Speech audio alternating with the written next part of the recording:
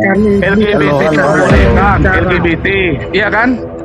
Ya, biarkan iblis Kan seperti LGBT cahaya ini diperbolehkan. bicara. Nah itu, padahal katanya dulu nggak boleh kan Biarkan gitu kan? iblis seperti cahaya ini bicara. Nah itu.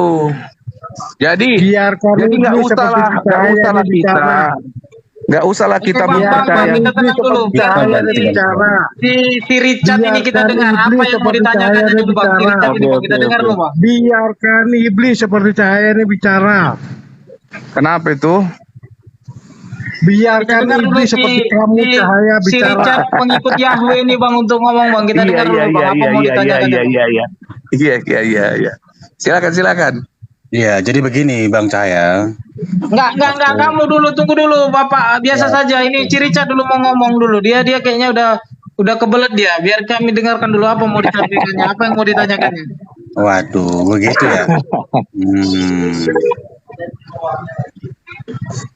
Menurut saya cahaya ini siapa? Mau menghakimi Pak Pendeta gereja? Emangnya dia Tuhan? Ngaca dulu kau, sudah bertobat atau belum? Kami itu berhak menghakimi para malaikat. Malaikat pun berhak kami hakimi. Jangan kau Iya, betul. bilang nggak berhak. Udah. Betul. Kalau jika ya katakan ya, jika tidak katakan tidak. Udah. Jadi Iya, jangan betul, bilang betul. ngaca kau. Kau dulu yang ngaca. Udah. Iya. Emang kau Aku tidak siapa berhak rupanya? menghakimi kau, iblis. Woi Richard, emang kau siapa? Emang kau juga Melarang-larang orang. siapa? Emang kau juga siapa? Emang kau siapa? Hah? Kau juga siapa? Iblis, kamu tuh Iya, iblis. Kau yang mengucapkan kau itu iblis, bukan saya. Iya, Gimana iya. sih? Iblis, kamu tuh iblis, tahu iblis. Kenapa? Kau nggak suka kalau ditelanjangi semua Cahaya dusta-dusta dan iblis kau. dalam gereja? Hah?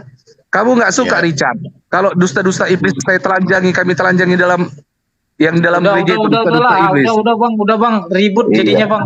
Ini aja lah, kita diskusi santai, coba santai dulu. Ini Bang Doni Bang Doni Sialagan mau santai nggak ini bang?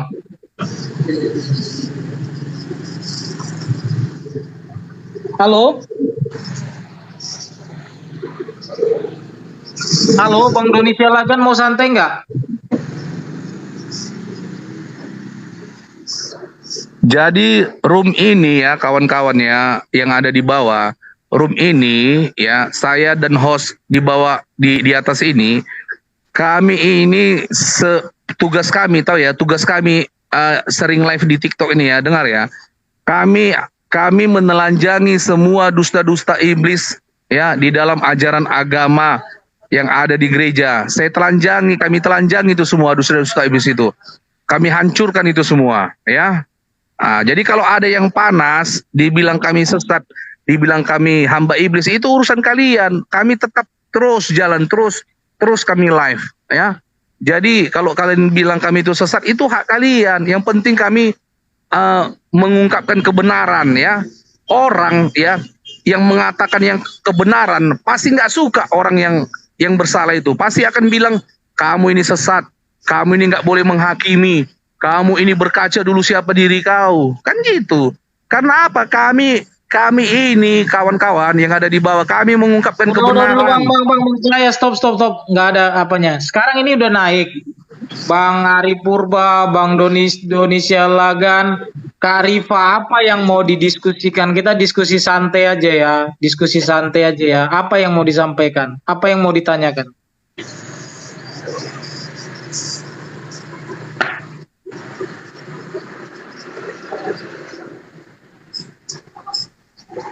Halo, ada yang ngomong nggak? Bang Ari Purba mau ngomong nggak? Saya mau nyimak dulu host karena memang saya ada beberapa pertanyaan terkait. Saya mau mendengarkan kembali apa benar yang saya dengar tadi, bahwa host mengatakan Yahweh itu adalah iblis dan hukum Taurat itu datang dari iblis gitu. Itu dulu yang perlu saya ketahui, Bu host. Makasih. Oke, kita buka pelan-pelan aja Bu ya, jangan kita bawa emosi. Hukum Taurat kalau memang dari Tuhan itu kan nggak bisa dibatalkan Bu ya. Jadi Ibu tahu nggak hukum Taurat itu ada berapa Bu? Hukum Taurat itu kalau yang disampaikan Kristen kan yang 10, tapi kalau orang Yahudi Bukan, kan itu bukan hukum ada. Taurat Bu, itu apa Bu? Iya. Peraturan, bukan hukum Taurat Bu. Itu perintah. Perintah itu, Bu. Oh iya, terus itu yang di imamat, mata ganti mata, yang semua yang tertulis di PL itu dari iblis atau dari Tuhan? Makanya saya mau sampaikan dulu, Bu, ya. Di kitab kita baca dulu, Bu, ya. Ibu ada Alkitab enggak? Atau siapa yang mau bacakan Keluaran 31 ayat 15 sampai 17. Ini tentang hari Sabat. Itu kalau memang dari Yesus, kita buktikan, Bu, ya.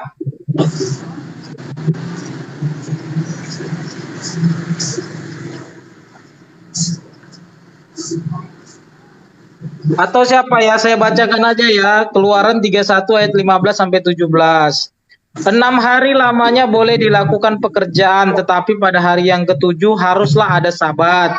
Dari hari perhentian penuh, hari kudus bagi Yahweh. Setiap orang yang melakukan pekerjaan pada hari Sabat, pastilah ia dihukum mati. Sudah, tidak ada tawar-menawar, hukum mati.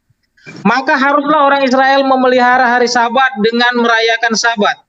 Turun-temurun menjadi perjanjian kekal. Kalau udah tahu kekal berarti tidak bisa diulang-ulang ya, nggak bisa direvisi, nggak bisa dibatalkan ya. Antara aku dan orang Israel, maka inilah suatu peringatan untuk selama-lamanya, sebab 6 hari lamanya Yahweh menjadikan langit dan bumi, dan pada hari yang ketujuh ia berhenti bekerja untuk beristirahat. Nah, sekarang jadi pertanyaan. Ini katanya peringatan untuk selama-lamanya. Lalu kita buka di Yohanes 5 ayat 17. Yohanes 5 ayat 17. Apa isinya? Tetapi Yesus berkata kepada mereka, Bapakku bekerja sampai sekarang, maka aku pun bekerja juga. Sebab itu orang-orang Yahudi lebih berusaha lagi untuk membunuhnya. Bukan saja karena Yesus meniadakan hari Sabat, tetapi karena ia mengatakan bahwa Tuhan adalah Bapaknya sendiri, dan dengan demikian menyamakan dirinya dengan Tuhan. Udah, Bu. Di kitab Taurat tentang hari Sabat dan peraturannya, siapa yang meniadakan atau melanggar hukum Taurat, dia harus dihukum mati. Tapi Yesus jelas-jelas, dan hukum itu kekal. Katanya di hukum Taurat hukum itu kekal, tidak berubah-berubah, turun-temurun, tidak boleh direvisi. Yesus langsung dihapuskan itu hukum Taurat. Udah, itu satu bukti aja, udah. Lalu satu bukti lagi apa tadi tentang Imamat 13 tadi yang dikatakan apa? Bahwa setiap orang yang melanggar hukum, yang memperkenalkan ilah asing, dia harus dibunuh, dirajam, yang tidak dikenal oleh orang Yahudi. Yesus memperkenalkan Tuhan yang asing, yang tidak mereka kenal. Itu dia. Itu sudah, Bu, ya. Saya nggak mau banyak-banyak. Nanti banyak-banyak kali dikasih apapun jadi puyeng. Apalagi, Bu, yang mau ditanyakan?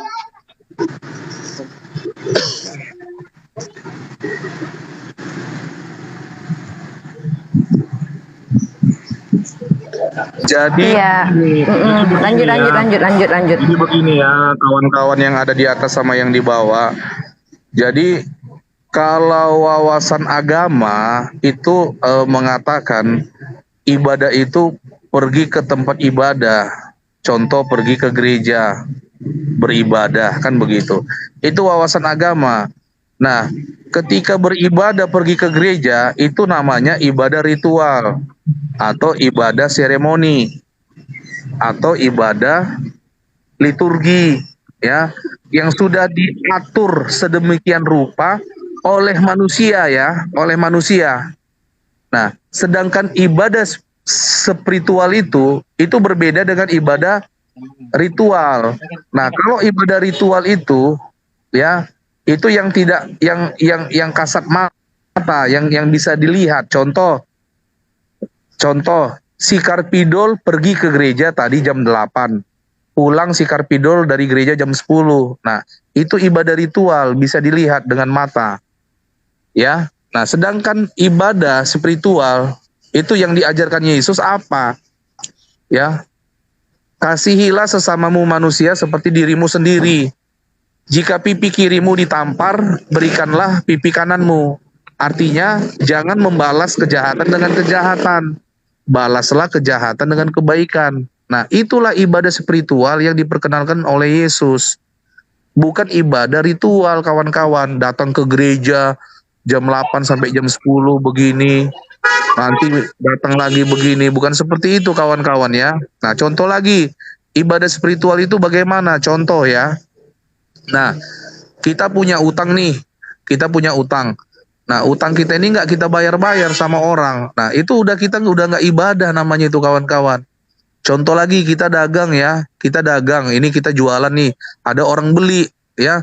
Beli dong beras 1 kilo. Nah, kita kasih cuma 8 on. Kurang 2 on. Itu udah nggak ibadah, kawan-kawan. Itulah saya bilang, ibadah itu yang paling penting itu ibadah spiritual, bukan ritual, pergi ke gereja, pergi ke sana gitu. Enggak seperti itu, kawan-kawan. Gitu, kawan-kawan. Jadi lebih berat untuk melakukan ibadah spiritual daripada ritual, kawan-kawan. Gitu. Dan kebanyakan ya, ini maaf ya kawan-kawan, kebanyakan ibadah ritual itu isinya itu orang-orang munafik. Itu kalau menurut saya.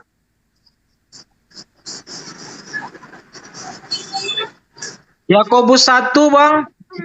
Yakobus 1 ayat 27 boleh dibaca.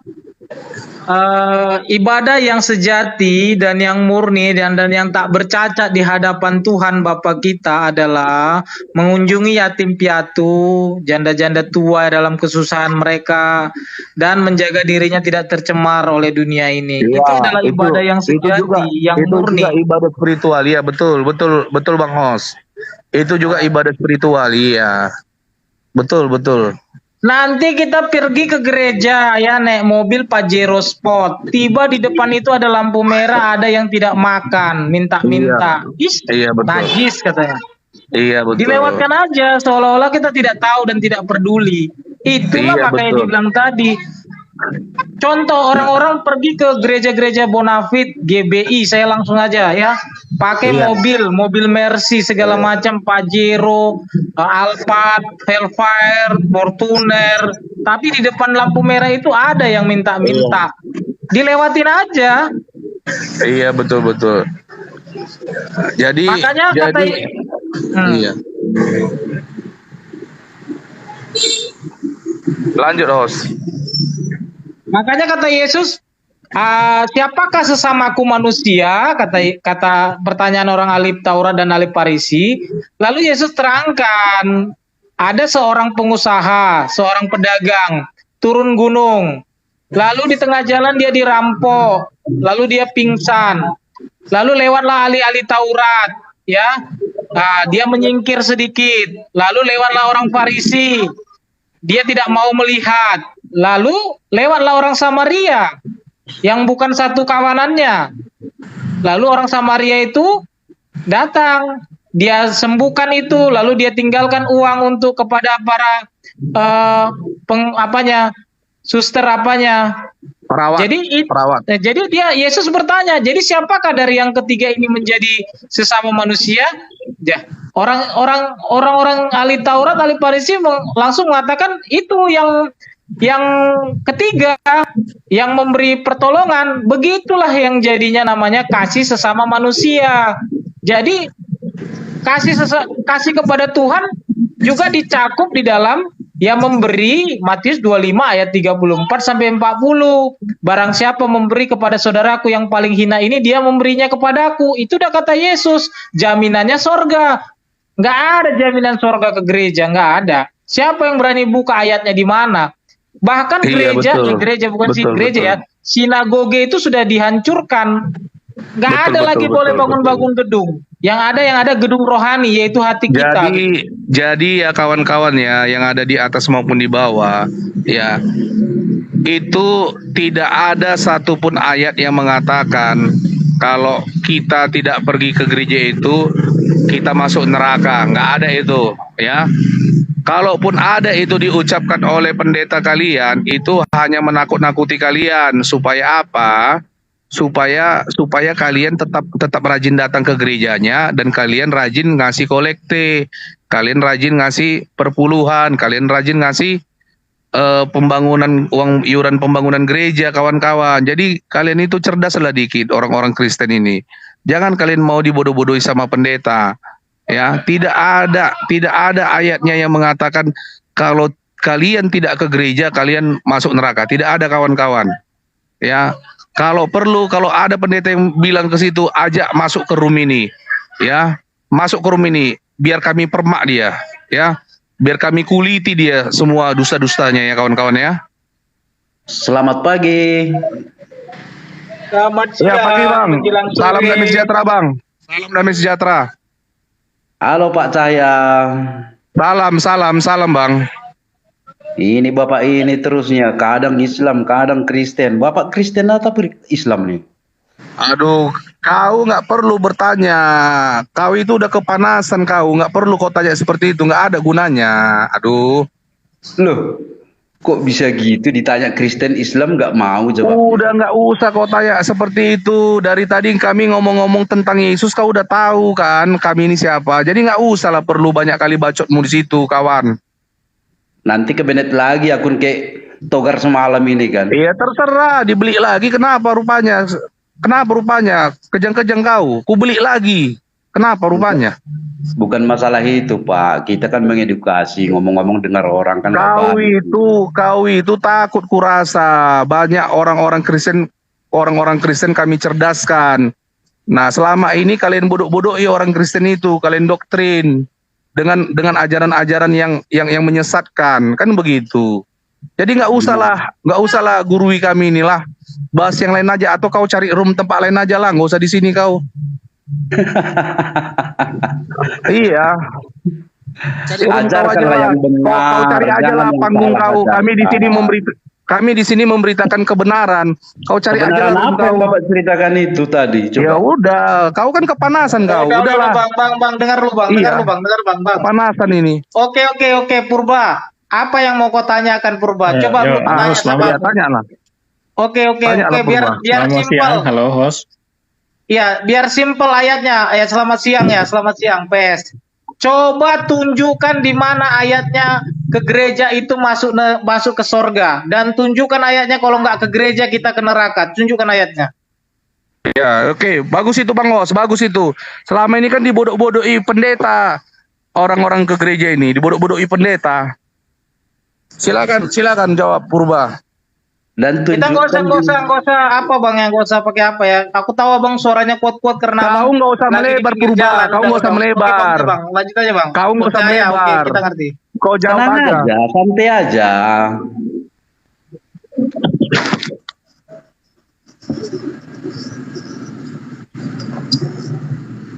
Oke, ada yang bisa jawab nggak dari bang apa ini bang Purba ini? Coba tunjukkan ayatnya. Kita mau dengar dulu ayatnya, ada nggak? Enggak, aku mau gini aja Bang. Kalau enggak, aku mau Oke, ngomong selamat gini siang. aja. Aku ngomong sama orang Kristen baru enak dia. Kalau enggak sama Kristen enggak suka juga aku memang. Kan sekarang aku bilang kan tadi kan, ini kan dipermasalahkan tadi tentang pertentangan.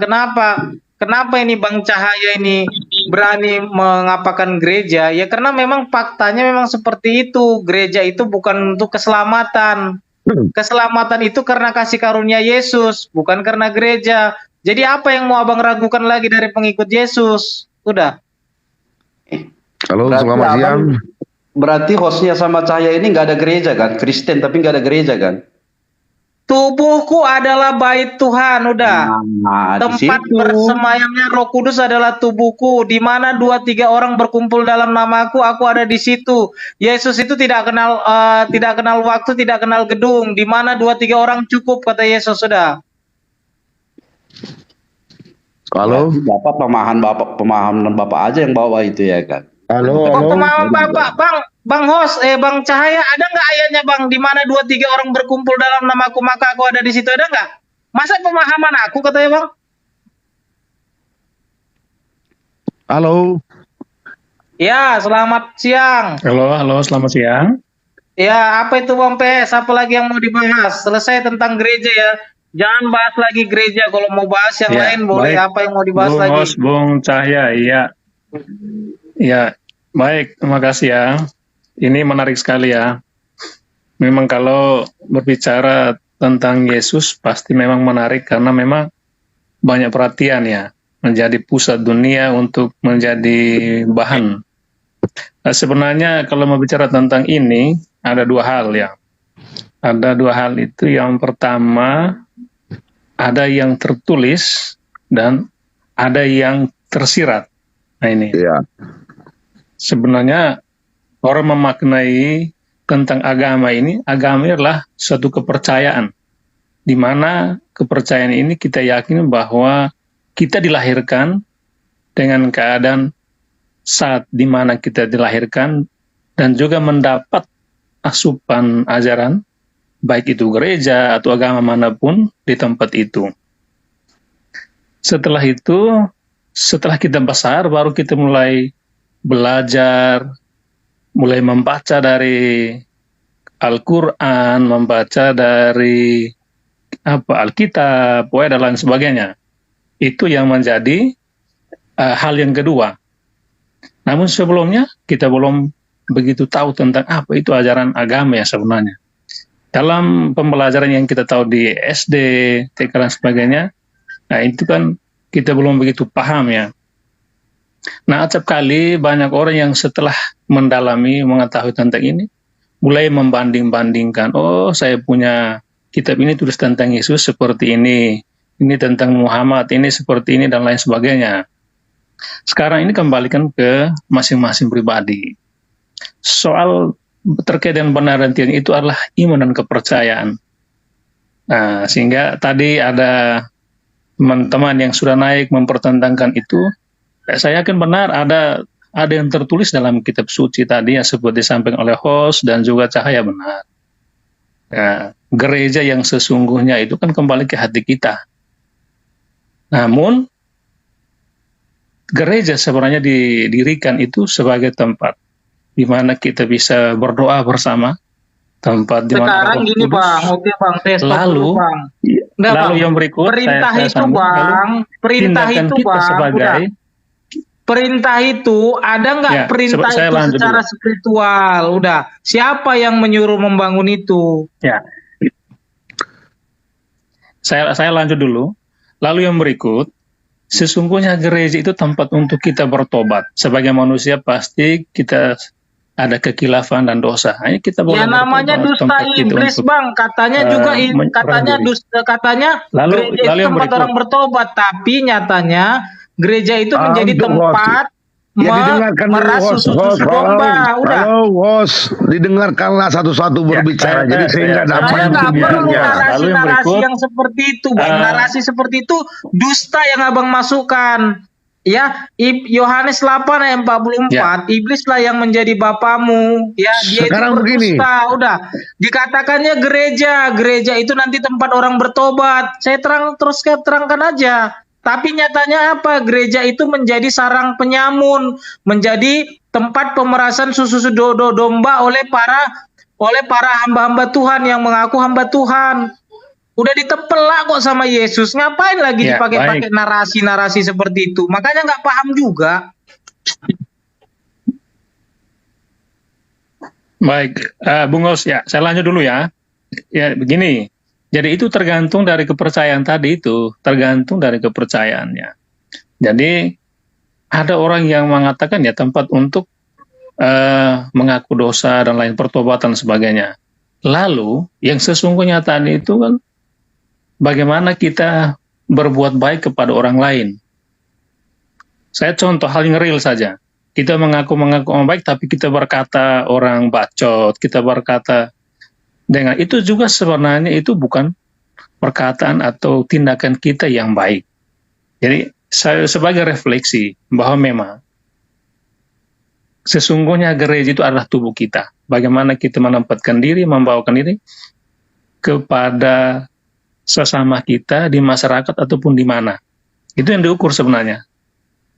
Nah, seperti itu Bang Os. Oke, kita buka dulu Bang, Matius 11 ayat 12 ya.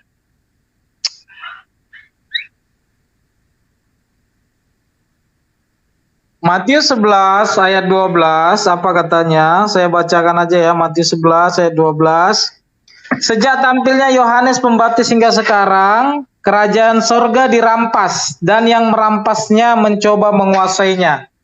Jadi kerajaan sorga itu ada di mana? Aku tanya dulu. Karena Yesus datang untuk beritakan kerajaan sorga. Mungkin orang Kristen bilang kerajaan sorga itu di mana?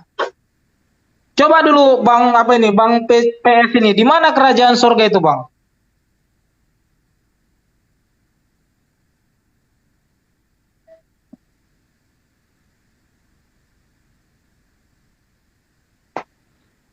Halo Bang PS, kerajaan sorga di mana? Bang Tobing, Bang Purba, di mana kerajaan sorga? Pertanyaan apa itu? Sorga belum ada pernah manusia masuk sorga. Jadi nggak ada yang tahu Yang sorga tanya itu. kerajaan sorga itu di mana? Karena Yesus selalu beritakan kerajaan sorga itu di mana? Ya tunggu kematian lah biar tahu mana sorga kan gitu. Sudah stoplah narasimu, nanti kubukakan siap itu bertobat ya.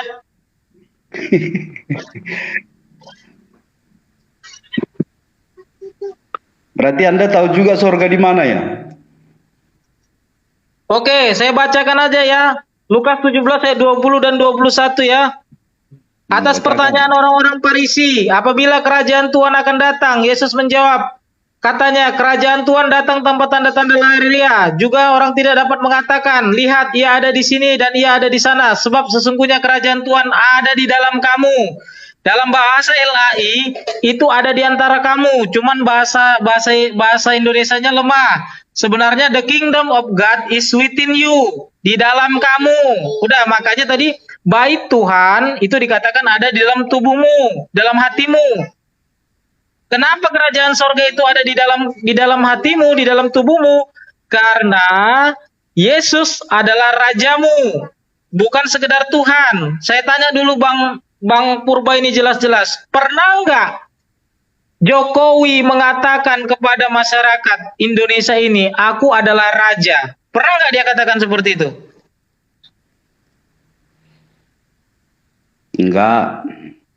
Atau pernahkah Raja Charles di Inggris mengatakan, aku adalah presiden? Pernah nggak?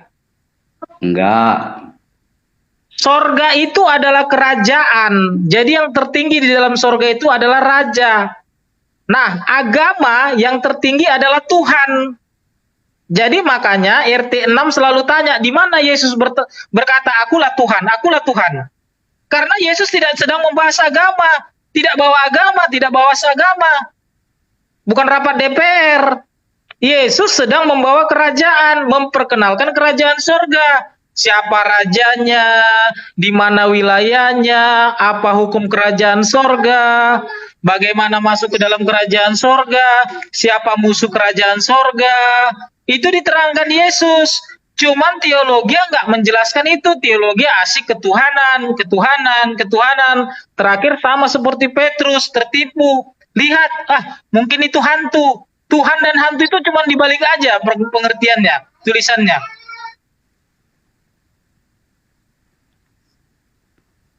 Teruskan. Boleh baca aja di pertama kali Yesus berkhotbah Matius 4 ayat 17. Pertama kali dia berkata, bertobatlah sebab kerajaan sorga sudah dekat.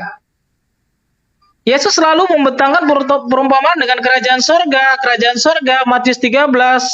Kerajaan sorga itu seperti pukat, kerajaan sorga itu seperti lalang di antara gandum, kerajaan sorga itu seperti ini, kerajaan sorga itu seperti ini. Matius 9 ayat 35, demikianlah Yesus berkeliling dari semua kota dan desa. Ia mengajar dalam rumah-rumah ibadah, lalu memberitakan Injil kerajaan sorga. Udah, itu yang diberitakan. Bukan kitab Matius yang mau diberitakan, Injil kerajaan sorga. Abang, izin aku, itu abang nggak takut ya abang bakalan di anatema atau dibidat-bidatin sama Kristen mayoritas karena pemahaman berbeda? Soalnya di komen-komen banyak banget seperti itu. Abang bahkan dituduh satu kelompok lagi sama Bang Zuma sama aku. Tuh, lihat tuh di bawah. Saya nggak kenal namanya Mbak dengan Juma ya, saya nggak tahu. Karena Kristen ini mau diluruskan, saya memang dengan segala macam ajaran-ajaran yang awal, dengan segala macam doktrin, terakhir Kristen itu terkotak-kotak. Tidak maksudnya. Jadi untuk host ini sekarang agamanya apa sekarang? Saya mau tanya. Kalau lahir saya dari lahir itu Kristen, tetapi setelah mengikuti Yesus masuk ke dalam kerajaan sorga, saya mengaku bahwa Yesus itu adalah Raja Bapa Sorgawi yang menciptakan langit dan bumi dan yang memberikan keselamatan kepada saya, mengampuni dosa-dosa saya. Jadi saya kadang-kadang juga miris ya. Saya berani tanya jawab tentang Yesus karena saya kenal Yesus ya. Ya, Yesus itu bagaimana? Kalau Ya, Bapak Trinitas itu dari Kristen, siapa? kasih Ya gitu. tahu gereja Bapak apa. Jadi begini, Iya. kalau memang Anda adalah Kristen, yang Anda kutip dan Anda cobai sama kami ini apa sesungguhnya kalau Anda memang Kristen? Ya biar Kalau Anda Anda paham memang mengerti bahwa apa Yesus itu tujuan sedang Anda. membawa kerajaan sorga, bertobatlah sebab kerajaan sorga sudah dekat. Tinggalkan itu ya, ajaran-ajaran yang lama itu, anggur yang baru masukkan ke dalam kantong yang baru. Udah, anggur yang lama itu yang Anda pegang itu, yang Anda yakini itu, coba bandingkan dengan anggur yang baru yang baru disampaikan. Apa itu? Saya udah berani pantang, cuman nggak ada yang mau jawab. menjabarkan ini, kami perlu tahu sekte yang Anda Saya anut itu adalah apa? membawa kerajaan sorga. Apakah Udah perlu dibukakan Protestan? ayatnya. Apakah Protestan atau Apen? Kan begitu yang ingin kami ketahui. Nggak jelas ini Apa? Pak Tobing. Gerejanya aja pun nggak ada itu. Apa yang Sektenya Emang Anda nggak ada anut kata itu Yesus, kau sekarang? besok daftar ke gereja ya, baru kau jadi jemaatku ya. Nggak ada seperti itu Yesus katakan. Bagaimana Anda Halo. mengatakan saya ini menjadi penganutmu sementara Anda aja tidak saya kenal apa yang Anda anut, Kristen mana? Halo, ya Bung Os, Bang Tobing.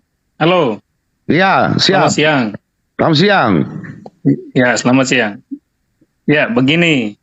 Saya rasa ini setelah saya simak, ini adalah ada oknum-oknum yang sedang menguji. Iya, Jadi kita saya mulai rasa ngerti. kita tidak perlu menanggapi. Ya, saya tengok, Tuhan Yesus itu baik dan tidak perlu kita menanggapi untuk memperdalam soal agama, keyakinan itu kembali kepada pribadi masing-masing. Benar. Itu saja. Sedangkan kemudian Agama sedikit. tidak ada. Emang Dan Musa kemudian agamanya apa? Yesus agama adanya apa? gereja, Nggak ada agamanya. adanya Di mana gereja, Yesus bawa adanya agama? gereja, adanya Makanya kau gereja, nggak tahu, udah Yesus di adanya mana bawa gereja, agama? adanya Tanya dulu gereja, samamu. itu akan adanya mendapat gereja kita juga merasa imbalannya. bangga. Kalau ada gereja kita merasa bangga, dan kalau ada pendeta kita merasa bangga, bisa mendidik, ya bisa mendidik. Tetapi apabila Anda mencela seorang pendeta yang selama ini mengatakan seperti tadi, tidak ada yang mendidik. Ya, siapa yang mau bacakan Matius 24 ayat 1 dan 2? Kak Rifa boleh bacakan nggak Kak Rifa? Matius, Ya, boleh Matius ya. Matius Ya, saya Bang 24 Hos. ayat 1 Halo. dan 2. Ya, saya. 24 ayat 1 dan 2. Baik, saya bacakannya. Sesudah Ya, itu Yesus Bang Hos. keluar dari Ya, bait Allah begini. lalu pergi, maka datanglah Ya, murid-muridnya dan begini. menunjuk kepada bangunan-bangunan bait Allah. Ia berkata kepada mereka, kamu Kita melihat tidak semuanya perlu, itu? ya. Aku berkata Bang kepadamu, Tobing. sesungguhnya tidak satu batu pun di sini akan dibiarkan terletak di atas batu yang Halo, lain, Bang semuanya Tobing. akan diruntuhkan. Udah jelas semuanya, yaitu bangunan-bangunan yang berbau dengan bangunan Yesus tidak ingin semuanya diruntuhkan. Yesus ingin adalah penyembahan secara roh, spiritual. Yesus itu ya ingin penyembahan secara roh, spiritual, hubungan secara roh, spiritual, bukan nyanyi-nyanyi, bukan jingkrak-jingkrak. Udah. Dia itu ingin roh, spiritual, spirit, udah. Apa yang mau dibela? Tadi sudah saya tanyakan, di mana ayatnya Yesus suruh ke gereja, bangun gedung gereja, lalu kalian bangga. Bahkan dia udah katakan, kamu melihat semua bangunan itu, semuanya akan diruntuhkan, kata Yesus. Udah nggak paham juga sih, sudah saya bilang.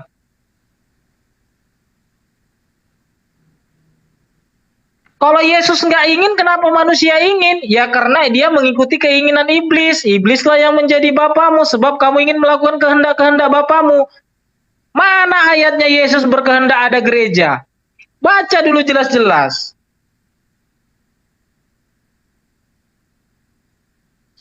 Kalau bukan kehendak dari Yesus berarti kehendak dari iblis. Hati-hati, makanya saya bilang tadi jangan aduh banggaku ada pendeta hebat, banggaku ada ada gedung besar gereja. Emangnya Yesus butuh? Enggak. Di dalam gedung yang hebat itu ada penipu, ada pencuri, ada pembunuh, ada lesbi, ada homo yang berbalutkan agama. Udah. Yang Yesus inginkan itu pribadi-pribadi yang datang kepadanya untuk bertobat. Makanya kata Yesus, jadi Matius 9 ayat 14, jadi jika kamu mengerti firman ini, yang ku kehendaki ialah belas kasihan, bukan persembahan. Sebab anak manusia datang bukan untuk memanggil orang benar, melainkan orang berdosa untuk bertobat. Udah. Jadi jangan merasa karena saya ke gereja, nanti ke gereja hari Minggu, hari Seninnya udah merokok, terus udah menipu orang, terus udah mukulin orang, nanti hari Minggu ke gereja lagi gitu loh. Gitu yang terjadi dalam kekristenan.